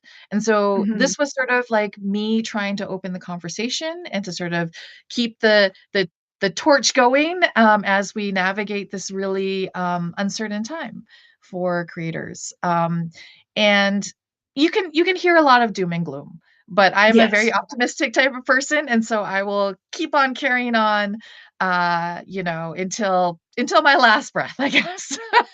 So this was part of it, like to really push myself to be inspiring and sort of show people that there is a way forward. Not to dive into any of the politics on all of that, but did you like, continuing on that same line, did you surprise yourself? Like, were you surprised that you got as far as you did? Yes and no. I had hoped to go all the way. I always take on these huge projects and say, I can do everything. And then I surprise myself when I don't do everything. But then I go on to the next big project. So I was hoping to do this for a full year. I wanted to do it for 52 weeks, do 52 books. I did fall short. But at the same time, at the end of that year, I did have 34 books. And that to me was an accomplishment. Yes, exactly. Just by itself. So I probably will not tackle this again anytime soon. I do need to get all of these books out there and published. But at the same time, I would not be adverse maybe in 10 years doing this again. At first, I was like, oh, I'll wait a couple years and then do it again. No, I think I need to put a pause on that. But I would try it again. I would love to succeed and actually do all 52 weeks. Well, they say AI is getting smarter and smarter. And in fact, our government here in the States actually pulled the plug on something with AI in the military. They said it could break every code they ever thought about in like a minute. So they're like, no, let's pull you back. So are you afraid that one day it will get to be too powerful? Or like you said, and by the way, when you were saying that, songwriters were some of the first ones to push back. Yeah, I mean, we're still navigating something that we're not 100% certain about. So even the creators of these large language models have said some cautionary things about them. So potentially it could get better. It is getting better. Like since it came out a couple years ago, it's gotten way better in a lot of different ways. But at the same time, writing is so personal. Writing is so about the individual experience. And LLMs are sort of the opposite of that. They're about taking multiple experiences and sort of condensing it down into sort of one sort of generic narrative. So there are people who can still see the patterns. This was created by AI because it has certain tells. Is it something that maybe the average person who is just picking up a book can see? Maybe not. Maybe they'll just enjoy the story, whether it's created by a human or AI. But I think it's still worth celebrating the human uniqueness, because you read a human story and you're like, okay, that is something that I can identify with. And AI might write some good prose, but I don't think it has that same human connection that a lot of us are looking for in what we read, what we consume from the creative world. I agree. I feel like humans, because we feel emotions, we can put emotions into our stories, and that's what people connect with. Whereas AI isn't human, it can't experience feelings. And so then there's that disconnect at the end of the day. Definitely. I feel like it's a warmth. I mean, aside from the cold metal voice, I feel like it's a warmth when we can describe something as a feeling. A computer has never felt that. Mm-hmm. So kind of hard to describe something you've never experienced. That's true. Yeah. And that's one area that it falls short still. Yes. And you were saying people could see it. Are you one of those people that could look at something and go, ha, ha, ha, sucker, I got you? Yeah, I would say probably, I won't say that I'm 100% of the time, because who knows. But I do run a small press, and we do get a lot of submissions, and some of them you can definitely tell were not composed by people. And I'm also on the review board of another magazine. So again, some stories, when the review board members are talking, we're like, oh yeah, we think this was probably AI. So yeah, you read enough stories, you work with enough authors, I feel like usually you can tell. Mm-hmm. It's that personal connection. That's what I feel like. It's a personal. And some books you'll read, and it's like, if the book, when you finish putting it down, doesn't leave you feeling some sort of way. Does that make sense? It's definitely. Yeah, that's that emotional part. Yeah. It could be AI. It could also be a writer who has not been able to sort of fully convey their what they want to say onto the page. So that could be another part of it. But yeah, there's still going to be the shining lights out there, the authors that we all love and adore and will follow. When you go to the movies, what type of movie do you like to see? Sorry, I cut you off. No, go ahead. Because she's all over the place with genres. I wanted to share like romance, war movies, westerns. I like happy movies. So I do like romance. I also like comedy a lot, and especially if it's like action comedy, that is my jam. That I will always watch those. Okay. I like it. Go ahead, Jen. Sorry, I won't cut you off again. I was going to ask you about your some of your books. Like, what genres do you typically write in? I do have a soft spot for fantasy and romance. I would say the majority of the ghostwriting that I've done is actually in the romance field, which might be surprising, but it's a huge industry. So sometimes contracts cannot be fulfilled, and they need someone to step in. But yeah, both of those to me, like I could do that in my sleep. I could write those genres in my sleep. But I also love to challenge myself. So during my project, I tackled genres I had never written before. And some of them were quite tough, I will say, to do. Out of your, challenging your skills. Exactly. I think some of the hardest ones, like Westerns. Westerns are problematic for me, just because they come from sometimes a very problematic colonial viewpoint. So trying to incorporate that with my background, with how I saw it, and still make it a fun story was very tough to navigate. And especially, it's also historical, so you have to do a lot of research for those type of stories too. In your romances, are they spicy type romances, or are we talking like type stuff? In my heart, I love the sweetheart romances where it's, they kiss at the end, and that's everything's I have I must say I have written spicy romances for ghostwriting clients. It's not my comfort zone, but I have done it. Fair. That's fair. What is your background in, if you don't mind me asking? Oh, like my cultural background, you mean? Like what, career-wise, like, education-wise? Yeah. Oh, sure. So, again, that's something that you might guess is all over the place. So I currently live in Canada, but I'm a dual citizen. So I had one American parent and one Canadian parent. So I grew up in California and went to school there, and I got a double major in African history and classical literature. Um, And after that, I had my whole career planned. I was going to go on and get my PhD and become a history professor, and the best laid plans. You know what they say about them. So I took a year off and then worked a whole bunch of very odd jobs. Everything from working in a ballroom dance studio to being a bartender. I worked at a, SAT prep company.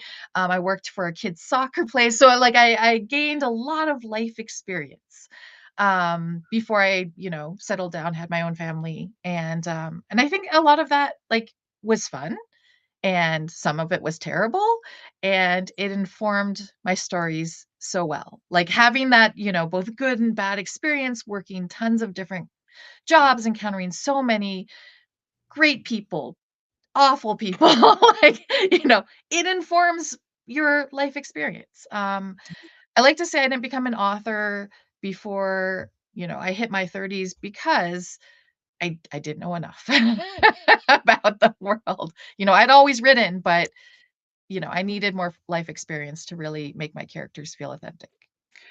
I'm a firm believer that all of our experiences kind of build us into the person that we are today. But I do remember growing up and being, hearing from my teachers, from parents saying, don't write, only write about those things you know. I write fantasy fiction. I don't know about that world. So, but how am I supposed to do that? But you can imagine things, and you get enough life experiences. It makes it easier to imagine things. And if it comes down to it, books are relationships. That's true. I mean, you could just hop on your dragon and go flying off and then write about that, but that might be I've never ridden on the back of a dragon, but I have been on a plane, and I can kind of imagine the feeling, Exactly. wind in the hair, that kind of stuff. So I feel like it would be more like skydiving though, like riding on a dragon. probably, So yeah. jump out of a plane and maybe you'll come close. No, thank you. Exactly. Like my character, I'm terrified of heights. But yeah. Is that time you took off, did you do a lot of traveling too with the odd jobs? Not a ton of traveling. So I did a little bit in a couple places in Europe, but I've traveled all over the US, all over Canada. But yeah, I've stuck it more, closer to North America, I would say. But I love road trips. Road trips are fantastic. You get to see so much. And the different countries here, they're so different from coast to coast. And a lot of people, stay in their own sphere or hop a plane and don't see the in between. I think the journey is part of what I love. So, and I'm trying to force my kids. My kids are not as big a fan of road trips as I am, but I try to force them. I'm like, okay, let's plan a trip, but then let's wander off and let's look at things and let's see what we can see along the way. And that's where we have the most fun. I remember talking to my kids this morning. This is kind of off topic, but we were talking about a documentary we were watching about Frank Slide, Turtle Mountain. And they were watching it and they was like, whoa, that's cool. I said, hey, did you guys know that I actually went to that place and saw it after the fact? That you went there? I was like, yes, it's not that far away. We can go there too. Yeah, that's fun. And they were really excited about that, so I think I gave them a little bit of the travel bug. Oh, good. Yes. Keep it going. Yeah, I'm about traveled out. I was a flight paramedic and I was around the world for 10, 17, I don't know, a long time. And that just keep me at home now. I don't want to go. Traveled out. But you are right. Meeting different people, whether you're just a coffee shop or walking down the street, being from the South, I've never met a stranger, so I would always talk to people. So as a paramedic too, we're kind of forcing ourselves upon you if you're a patient or a person that's called 911. So you kind of got to be a people person, but the different stories and the different things that you'll just pick up here and there. Mm-hmm.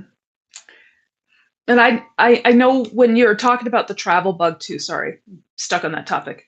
in that excitement about getting in, packing for a trip to go somewhere. That's the same excitement I feel when I want to start a new book. When I get an idea, a creative idea, and I want to start a book on this and see where it plays out. So it's kind of like going on an adventure, whether you're traveling in real life in a vehicle or you're traveling through words on the page. That's for sure, and it's a lot cheaper. Arguably, yeah. I always say that Yeah. it's my therapy because it's cheaper. It's cheaper than therapy. Definitely. Allison, when you are sleeping, do you dream books too, or have you ever dreamt a book? Yeah, I'm one of those weird people. So in my dreams, I am very seldom myself.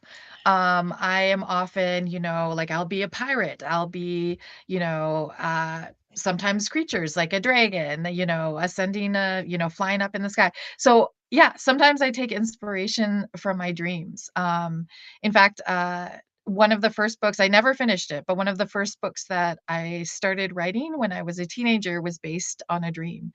Um, and yeah, they can definitely be inspiring, I think. Do you keep a dream journal? Oh, I'm sorry, I didn't hear that. A dream journal? Yeah. Oh, dream journal. I don't. I really should, because right after you wake up, like you're like, oh my goodness, that was so vivid, that was so fun. And then like 5 seconds later, well, the kids need to, you need to wake up the kids and you feed them breakfast and get them off to, and so yeah, you lose them. But yeah, that would make sense. That would be smart to have a dream journal. I had somebody ask me a similar question, and it was like, do you ever get dreams and then you write your stories, like you dream stories? And I said, well, yeah, I have vivid dreams as well. I do tend to write down ideas, but the plots are all over the place. So they don't really make for a good story. Well, sometimes you can pull out elements. Like you're like, okay, Yeah, that like was really scenes, cool. That part right up until it was like a whole other scene. So yeah, you Yeah, can pick a up shift something. into another world.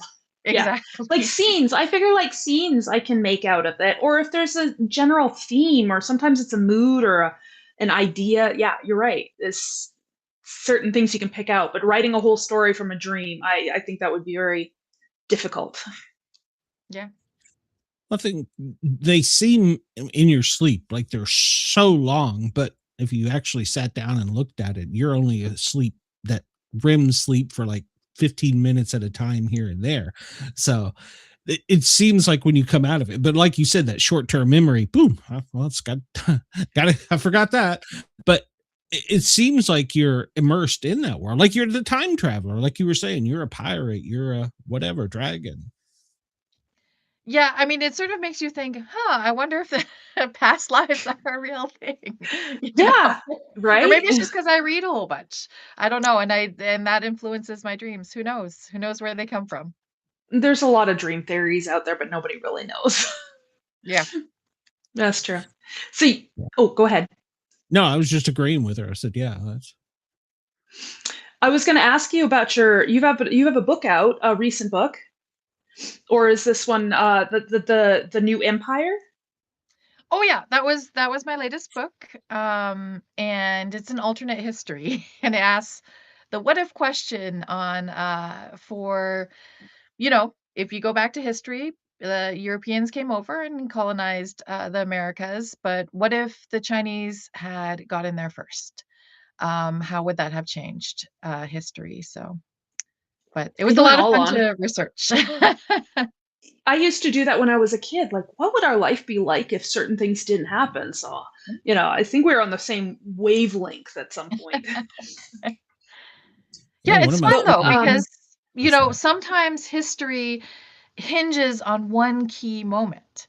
And, you can go down that rabbit hole. Like, what if this one thing was changed? It could change everything. It's oh, it amazing. would. Yeah. I think that's a paradox effect, isn't it? Mhm. Yeah. So, history is important. I take it. You studied history, you write history. What is it that draws you to it? There are, just like I can get inspired anywhere, history has all of the stories of people. And many of them are emphasized over others. So, like, people have written endlessly about World War II, for example. It's recent. A lot of people were affected. They might have relatives affected by that. So people have written that endlessly. But there are so many parts of history that, while we know about, people haven't really explored them or, thought about what made up that moment, that country, that people. So there are so many untapped stories there. And it's, all available for people to, like me, to read, research, write about. Um, which is one reason why I was so excited to study African history in school, because a lot of it is not emphasized in, the American school system. And there were so many fascinating stories, and that has definitely informed a lot of my writing too.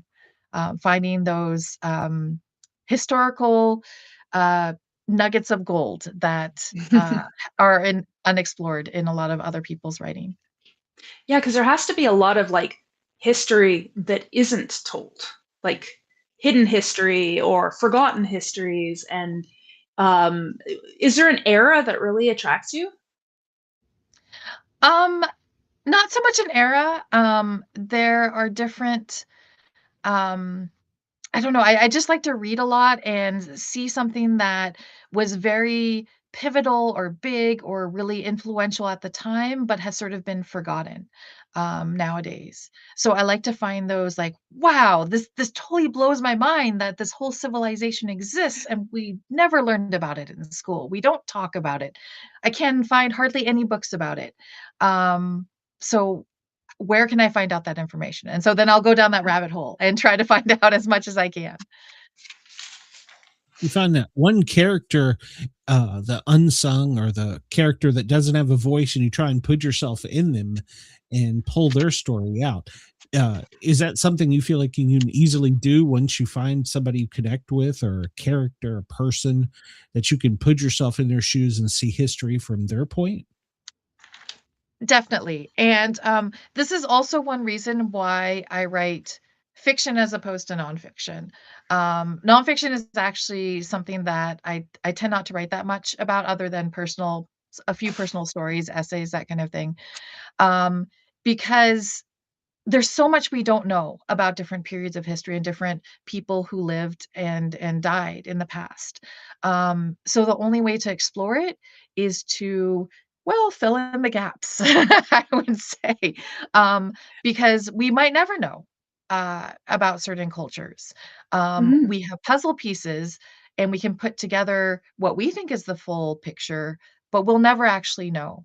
And so that's why it's fun to explore in fiction for me, because you can recreate a whole society, and you might get some parts wrong, of course, but it brings it to life. It brings something that happened 500, 1,000, 2,000 years ago to life for someone today, and that's pretty amazing.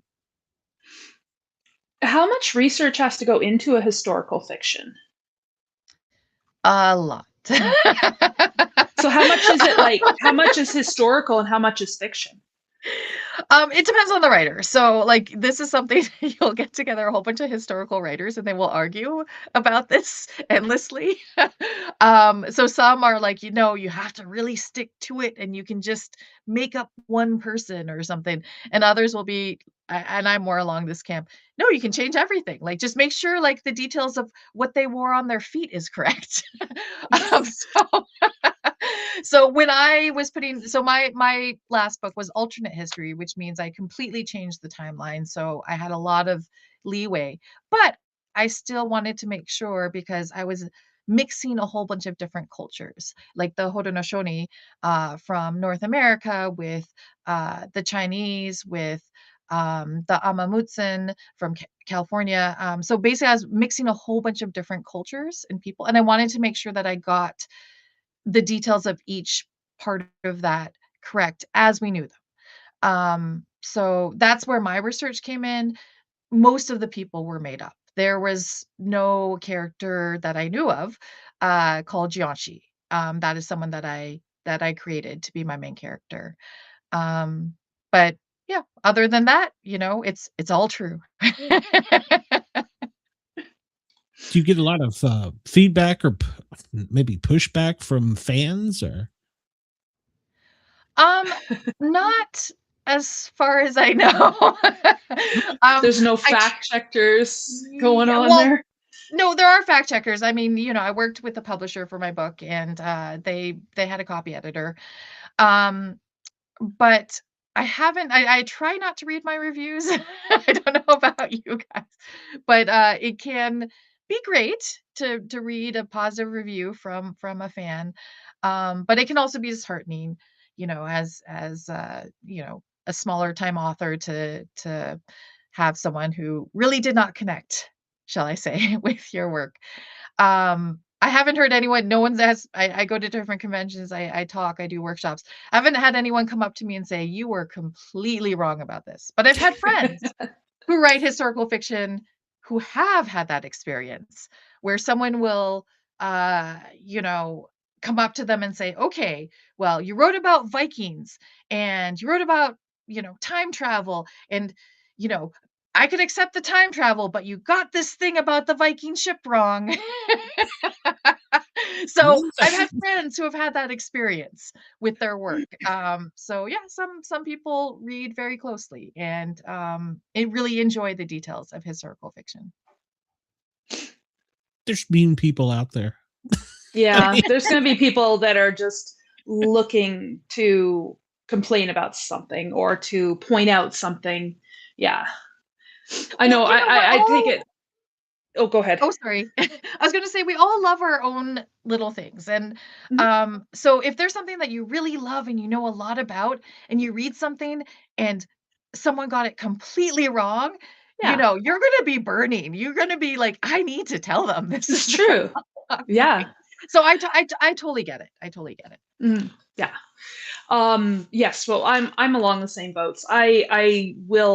Read I will read my reviews sometimes, but for the most part I do tend to try to stay a little bit distant from them because they can be discouraging. Sometimes they can be really uplifting as well. Yes. Sometimes they're just personal opinions, like they didn't like your book because they thought your main character was a loser. Not very helpful. No, not a lot to go on there. Yeah. Like I said, people are mean. So, and some people accept criticism better than others. So, me, it would really bother me if somebody, it would like, and I get with the show here, they'll come and say, "Man, your show sucks." Well, I kind of take that personal. It's just, but you have to start letting it roll off after a while. So, But at the same time, too, you don't want to alter your writing to try to appease everybody. Otherwise, you lose the reason you're writing.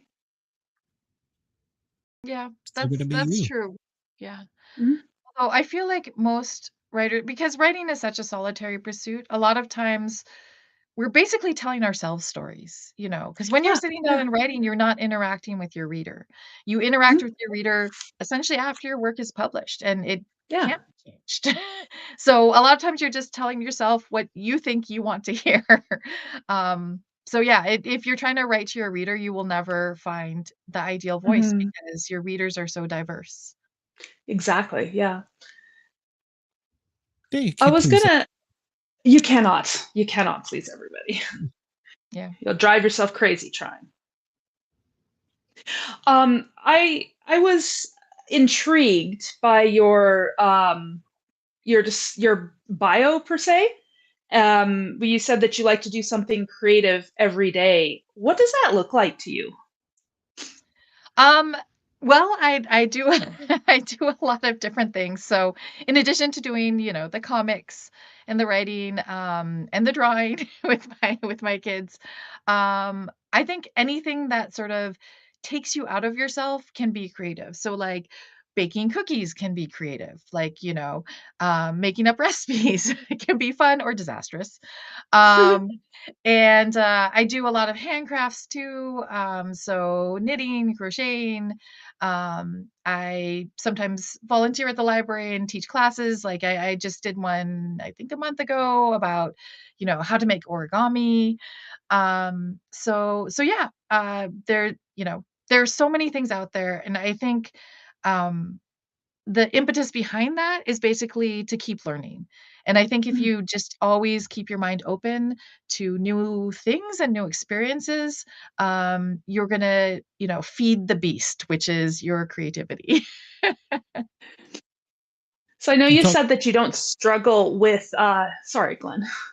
You don't struggle with ideas, coming up with ideas and stuff, but is there like you don't typically struggle? Is there any times when you do struggle, and then how do you kind of overcome that?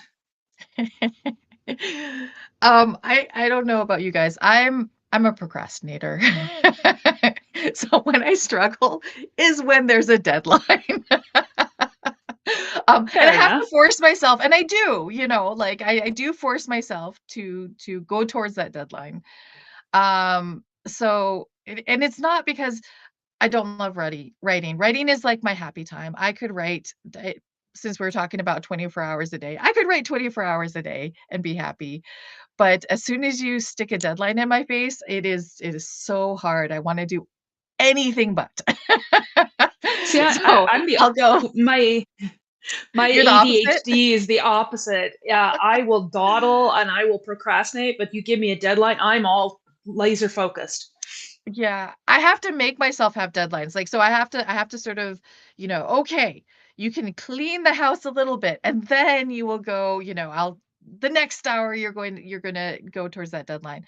But I like to do what I call productive procrastination. So I will usually have more than one project going at a time. And so what this allows me to do is to actually complete things. So I will have, let's say I have, 2 or 3 editing clients. The one that is due first, I normally don't get to first. I will get to the one that's due second. And then I will go back to the one that is due first. So I do tend to work best when I'm sort of challenging myself that way. Um, yeah, it's hard. If I don't know where the procrastination gene comes from. It sucks a lot. But, yeah, you gotta figure out what works for you. It's true. You said when you were thinking about other creative things, cooking. You ever written a cookbook? I have thought about I'm oh man, I do burn things because I get distracted. So I'm a good cook when I'm focused. And I love to bake, but yeah, I my kids would tell you, like, if I get too many things going, they're getting burnt toast for breakfast. But Oh, toast is tricky though, anytime. it's true. And I just got a new toaster and I'm still learning it. So like it's like, you turn around and all of a sudden the toaster's on fire. It is not my fault. Yeah, it's like you gotta split the atom to get the right temperature. Exactly. I just got an email today from my stove. It said it's time for service. And I'm like, how did my stove get my email address? Wait a minute. Why is my stove emailing me? My furnace I have no idea. my furnace texted me today, said it needed its filter changed. My goodness, man. It's coming to life. That's right. We were talking about AI. It's already here. Yeah, that's for sure. Yeah, we're already in the Jetsons. It's funny. And it crept up on us, like at first Yeah. it's a smart fridge and then it's like, your car's talking to you and all of a sudden, you're not making any decisions and your appliances are, have staged a mutiny. I don't know. I don't mind if my appliances want to like coordinate and cook me dinner, though. I'm not going to complain about that. I really don't like cooking. Yeah. I'm with I you mean, on that. I just not a good cook. I mean, I'm a good cook, but I just don't like it. but this is the thing. So like, when people, when you all these articles about these robots come out and about, they created these robot dogs and they can be used in war and there are these drones and all of this kind of stuff. So much pushback was like, no, we don't need more of this kind of thing. What we need is something that will do our laundry. Like, Yeah. I don't want to do my laundry. I want a robot doing that for Yeah. speaking I of the want Jetsons. something I don't want something to like I think it was said, I can't remember when it was said, but it was early on in this AI thing was I don't want somebody to invent something to take over my creative writing. I want something to take over the chores in the house so I have more time to write.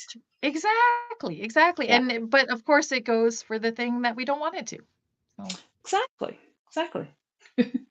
Actually did a story today on my radio show talking about technology. They had a guy that was holed up in a garage. He was waiting on the police officers to come in. He was going to ambush them. They sent this little drone in and they saw him hidden in there. So they brought the drone out and the officers saw he had a knife in his hand. So one of the officers said, well, can the drone pick it up? And he said, no. And then another officer said, I bet it would if you put a magnet on it. So they tied this is a redneck story. I swear to God, this came out of California. They tied a rope and a magnet on it and they flew it in there and they dropped it down and yanked that knife out of his hand and flew out. And SWAT team. So sometimes it must have been a mighty strong magnet. See, that's creativity at its best. Exactly. Like, no way this is going to work.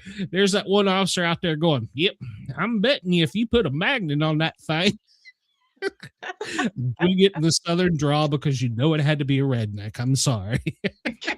but you know, because of that, they're going to be inventing like accessory magnets to put on the bottom of drones. That's the next step. So just give me a story idea there. But I mean, it's the silly things. Can you imagine what this poor dude was thinking? He's sitting there with a knife ready to go. You get hearing a buzzing. Oh, there's an insect in here. All of a sudden, wait, what? Sorry, I had to go there. Writing it from his point, hearing it from his point of view would have been much more entertaining. But well, except for me, like I said, I put it in the redneck voice. I'm like, I bet you if you put a rope on that damn thing. So you switched point of views. So yeah, I was in Tennessee too long. Sorry. It just slips out. Allison, we always ask our guests, have you ever had a spooky story, anything scary, seen a Bigfoot, anything like that? Does living in a haunted house count? Oh, absolutely. Yeah. So I'm not saying I believe in any of this. And I lived in a house that many would consider haunted for about 10 years. It was in New England. So multiple things happened that were straight out of a horror movie. Like during your time there or before? During our time there. Our time there. So this was the fixer-upper that we drew on the walls of. So for example, and this is just a partial list. So we had bats fly into the house multiple times down the chimney, and one actually bit my sister when she was visiting. We had snakes in the basement. We had the curtain in the master bedroom would open by itself when no one was there, and it was usually overnight. I'd close it at night, and it would be open when I woke up. The lights in the main bedroom would flicker on and off. When I would say stuff like, stop, they would stop. The radio would turn on and off by itself. We got a new radio. It did the same thing. We moved it, did the same thing. And we found bones buried in the yard. At night, there was the sound of screaming, and it was like, coming from the basement, and you'd open the door and it would stop. So like, you're brave. There's so many things. Oh, and also, the best thing is the previous owners. So the previous owners were this older couple, and they were, again, straight out of a horror film. So when we got the house, like we were, there were a lot of odd things about the house that they had done themselves. So for example, the kids' bedrooms doors had like outside locks on them. And when they left all the keys for us, they left a note saying for when the kids are bad, to lock them. Yes, I know. This is like, we were like, oh my God, what? There were also weird stains on the kids' floors. Like it was very, very creepy. We're like, okay. But one time we had a flood in the basement. This is sorry if this isn't longer than you're expecting. And there were cabinets downstairs in the basement. It was an unfinished basement. So, worried about mold from the flood. We ripped out the cabinets, and built into the cabinets. There was no way to get to these. They had to be built in. Were these large like red candles that had been built into them when they were burning because the wicks were blackened and they were partially melted, and they were built into the wall basically.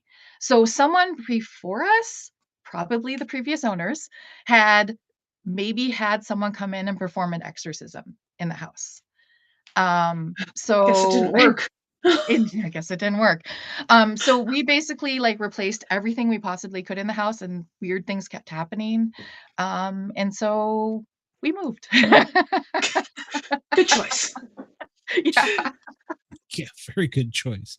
When you were doing the construction, was it worse? Because I've heard people say if you're tearing up something that pisses them off and it gets worse. Did you notice anything like that?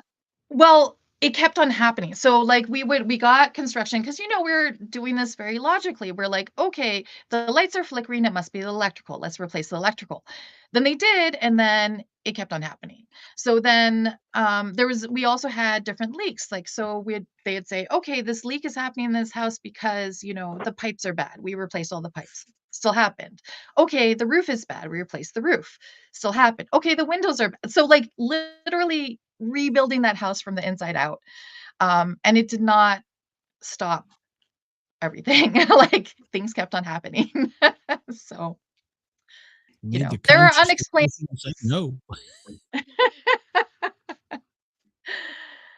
Yeah. So it was very weird. It was an interesting time, and it inspired many stories. I bet. I can't imagine. Did it scare your kids? Yes, it did. Yeah, there were certain areas of the house they did not like to go in, and they don't remember much. They were much younger then, but they do remember like the house felt. How they described it was it felt heavy and dark, and so they did not like it. Interesting. Well, that whole area up there in New England, there's a lot of old spooky houses. So yeah. Yeah, it was an older house too. So wasn't that where Amityville? Wasn't Amityville Horror written about a house up there? Yep. I think. Oh yeah, you're right. Somewhere around there. Yeah, I was thinking it was a New England story. Allison, we can only keep you for an hour because, well, Mickey would beat us with a wet noodle. But we want to make sure that you tell everybody where they can find you if they want to get in touch with you, or maybe use your services, or absolutely buy your books, by the way. Yeah, definitely. So everything is on my website. It's AlisonMcBain.com. And I like to say it's Allison with one L, the less common spelling, I think. And all my socials are there, my email, if anyone wants to reach out. I'm always happy to chat, even about the haunted house. Well, you're going to have to come back and visit us again. And I'm not going to say when you write your next book, because by the time we get back to you, you've written 20 probably. So definitely. I love that. Yeah, I do hope you come back.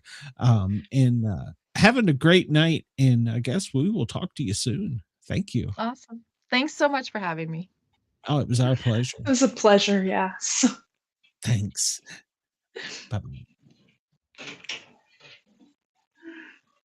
Oh, man. I can't believe they were brave enough to open the door. If you hear somebody screaming in your basement, I'm out the front door. Out. Get out. Nope, I'm out. Nope, I'm out. Well, I grew up in a haunted house too, but that's a whole other story. I grew up in, I worked in hospitals, and all hospitals are haunted, so I saw some yes they are. But yes, I grew up in a haunted house as well. Not quite that haunted, but I've run haunted calls too, so yeah. So, so next week you're off. Is that correct? Yes. Okay. Well, I'm sorry. It'll just probably be me. I'm thinking Harley's going to try to pop in. So, but we have two great authors, Eric Fisher. He's a karate guy, and Maria. Ooh, we'll just call her Maria because I'm probably going to butcher it. And she's written some educational books for some hearing impaired people. So we're looking forward to that. So make sure to tune in on that. Jen, where can they find you, get in touch with you, stalk you, all that good stuff? Yes, jmshawauthor.com is the best place to start. My website. You can see my books. You can find the links to them online. They're available on Amazon as a print, all on Kindle. First couple are on Kobo. The rest will be eventually. And then you can find links to my Instagram and Facebook, so you can follow me, see what I'm doing, what I'm writing. I also got a link to Goodreads, so you can see what other people are saying about my books. Cool. Very good. Everybody go check out our authors and Jen. And of course, come over here to the Sportcat shows and hit that subscribe button. We are here every Wednesday night, 9 p.m. Eastern. And then Brenda and I will be back doing the Sportcat Daily Gazettes probably Friday. So we'll see. So I'm not setting another date. So so Brenda says we won't be back Friday. Okay. All right. Well, there you have it from the boss. So I thought that was more. There's no exclamations. It could be no. You're leaving. Show's over. Yeah, no. Brenda's she gets tired of me. So now she's just confusing. No. Yes. No. I don't know. It's just getting me dizzy. So wait, what? Too many women in my life.